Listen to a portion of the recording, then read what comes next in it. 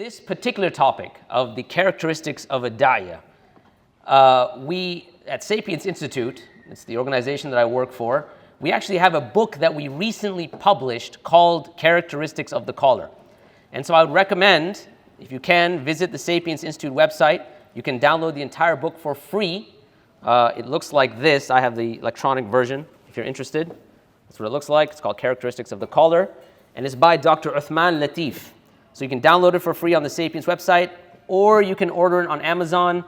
Just understand that we don't make any money off of it. So whatever $4 or $5 you're going to pay for it, that's all Amazon's costs, okay? Now, this particular topic, there is so much that you could possibly cover that I wouldn't be able to. But I wanted to at least list the 7 characteristics that the author mentions, right? That my dear friend, Dr. Uthman Latif, and then kind of pick one and go through it, and hopefully there'll be some benefit in that, bi'idhnillah. So those 7 characteristics he mentions, because number 1 is taqwa, righteousness. Second one, ikhlas, or sincerity. The third one, hikmah, wisdom. The fourth one is knowledge. The fifth one, courage. The sixth one, empathy and compassion. And the seventh one is good character. Now that's just the list. Under each one of those, there are subcategories. The one that I wanted to pick, based on the environment that we're in today, based on what you're seeing related to Gaza, the protests and things like that, was the attribute of courage. And the reason why I think this is important is because when you are now calling people to Islam, many times this one characteristic you don't think much about, but everybody needs it. And when you look at the Islamic paradigm, you find that it is part and parcel of that characteristic. Like for instance, you go to the story of Musa alayhi salam. Now Musa alayhi salam, initially, he was told by Allah subhanahu wa ta'ala when him and his brother Harun go to Pharaoh, go to the Pharaoh and speak to him layyinan. Speak to him with gentleness, for perhaps the Pharaoh will remember. Perhaps he will have fear. So the first quality that's given is to say, look, when you're going to speak to someone, understand that all of what you're going to say should be predicated on the concept of gentleness. On the concept, as it's known in Arabic, ar-rifq bin nas wal-lin bih. It is to be gentle and kind. And when you look at the seerah of the Prophet ﷺ, you find instance after instance after instance where this is the thing that wins the hearts. Many times in our da'wah, we're worried about winning the argument, as if we're now addressing a rational robot, right? So input, the kalam cosmological argument, output, ashhadu an la ilaha illallah, ashhadu. But we're not rational robots. We have emotive states. We have psychological dispositions. We have a culture. We have a frame of reference we're coming from. We have families, and so on and so on and so forth. So this concept of gentleness is extremely important before we talk about courage. I'll give you an example. There was an occasion in the life of the Prophet ﷺ where a man walks into the masjid. And perhaps you've heard this narration. But sometimes I tell people, when you're thinking about this narration, live the hadith. Don't just read the narration. Pretend like you're there, in a sense.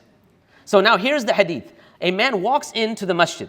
Not your masjid, not my masjid. The masjid of the Prophet ﷺ. He walks in and he starts urinating. Now, if you saw someone walk into your masjid, and my man walks in, goes to the corner and starts doing his deed, how would you react? Perhaps you would get really upset and be like, what are you doing? Like, don't you know, this is a holy place. This is a place of worship. How dare you? Why would you come in here and do that?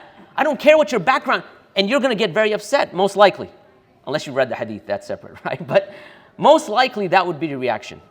And sure enough, the Sahaba had the same reaction. They all of a sudden got up and they started saying, stop, stop. And they were just about to approach him, just about to basically pounce upon him. The Prophet ﷺ comes and stops them. And he says, let him finish. Now, there are a lot of fawaids from that. There's a lot of benefits from that particular, act of the Prophet ﷺ. Yani, let him finish. Why let him finish?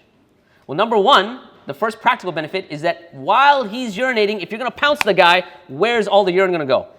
So just on a pragmatic level, you don't want to attack him, right? But more importantly than that is what the rest of the hadith mentions.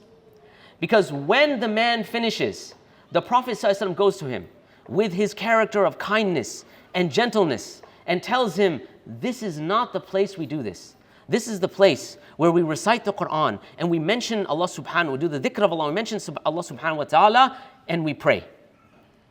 Now this one act, how the Prophet ﷺ approaches this man, is so, it has such a profound impact on him that immediately he turns around and he says, he makes a dua. He says, "Oh Allah, have mercy upon me, have mercy upon Muhammad, and have mercy upon nobody else," right?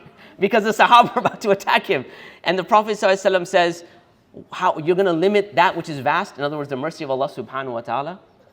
But then the narration continues and says, the man says that, that before this time, had I walked in, no one was more hated to me than the Prophet ﷺ. But now, I would sacrifice my mother and my father for the sake of the Prophet ﷺ. So kindness, gentleness, it is extremely important before we speak about courage. And that's why, coming back to where I was starting, Musa alayhi salam is told to go to the biggest tyrant, the quintessential tyrant. When you think of a tyrant, Pharaoh is the first person that basically comes to your mind. Maybe not nowadays, maybe it's Netanyahu or whatever. But anyways, but you get the point, right? So this tyrant, again, live this with me. You're Musa alayhi salam. You're going to go to this tyrant and you have to speak to him gently. Now, to make the long story short, he shows him sign after sign after sign. 9 signs, ayat, that he's showing Fir'aun. And Fir'aun is so stubborn, so he's got so much pride, so much arrogance. What does he do? He turns around and he says, "Oh Musa," he says to him, "Inni, indeed, I think, Ya Musa, that you are bewitched." Now, what was Musa commanded initially? To be kind, to be gentle. When someone tells you, "Hey man, you're crazy, you're nuts," well, the first point you go to is, well, have I already engaged with this person? Or is this my first engagement? If you've been engaging with this person and you've shown him evidence after evidence, you've spoken to him, you took him out for pizza and coffee and spent your life saving. No, I'm kidding, don't spend your life saving. But anyways, you spent time with this person. This now becomes the last step, what Musa alayhi salam's reaction is now. Because what he does is he goes to him toe to toe. Remember, this is the tyrant of tyrants. Imagine yourself, if you had to go to let actually I shouldn't say the president, because you'd be like, yeah, it's easy, man, he's not really, anyways. To a world leader, right? And you had to speak to them. And they told you, "We think you're nuts, we think you're bewitched, you're crazy, you're off your rocker, man." Look at how Musa alayhi salam turns things around. He tells him, he says, you have known that the one that sends down these signs is the Lord of the heavens and the earth. And then he uses the same rhetorical device, the same words. He says, "I think," remember Pharaoh said, "I think you, O Musa, are bewitched." He says, "I think you, Pharaoh, you are completely destroyed." The same words are used. Now that's called going toe to toe, being able to hold your chest up high and say, it doesn't matter what your status is, I'm basically going to take you on. And that is part and parcel of the da'wah. So courage becomes extremely important. Now, when you look at the life of the Prophet ﷺ, you find incident after incident, the example of courage. You remember when one night in the city of Medina, there's a loud sound that happens. Now people are getting up, they're trying to investigate it, and as they're heading towards the sound, the Prophet ﷺ is coming back, shield and sword in hand, and what is he saying? "Don't worry, it's okay, you'll be all right." He's already there. That's what you call courage. In the battlefield, the Sahaba would say, we would take protection from behind the Prophet ﷺ. So courage is part and parcel of one's call to Islam. And here's why it's important. Because when you are calling people to Islam, let's give a practical example. You're at a protest, and now someone wants to ask you about Islam. It's going to make you uncomfortable. You're going to have to be uncomfortable. And part of that discomfort comes from, you having a certain type of disposition, perhaps. You having a certain type of respect, right? If it's at a protest, if it's at your workplace, right? if it's if it's part of your profession. When you are going to establish the truth, there is going to necessarily be discomfort. There's necessarily going to be challenges. I'll tell you the example I gave in the last session, and I'll repeat that, even though I'm kind of shooting myself in the foot here. But I was talking about doctors, right? With all deference to medical professionals here, I know funding all comes from y'all, so I'm not trying to shoot myself in the foot here, right? But I just got to say it. When I'm talking about courage, I might as well give it a shot, right? I was talking to a group of doctors in a previous session, and I mentioned to them, I said, when we look at the issue of transgenderism, for example, and you have young people, these young children who are given puberty blockers, who go through surgery, reconstructive surgery. And when these young people grow up in the psychological state that they will eventually come to, where they've realized that changing your biological reality is not possible, and that leads to all sorts of psychological issues, when they ask the question, when we were going through that, who was the moral leader that said, no, this is wrong? Having moral leadership, calling people to Islam will make you uncomfortable. It is difficult. It requires courage in whatever scenario you can pick. So therefore, courage then becomes something that you must now inculcate within yourself. You must adopt it. So now, let me get to the practical side of this. How does a person engage with courage? So I have a couple of steps, and I'll conclude with just the few steps that I have. Number one, and this is one that it might be kind of straightforward.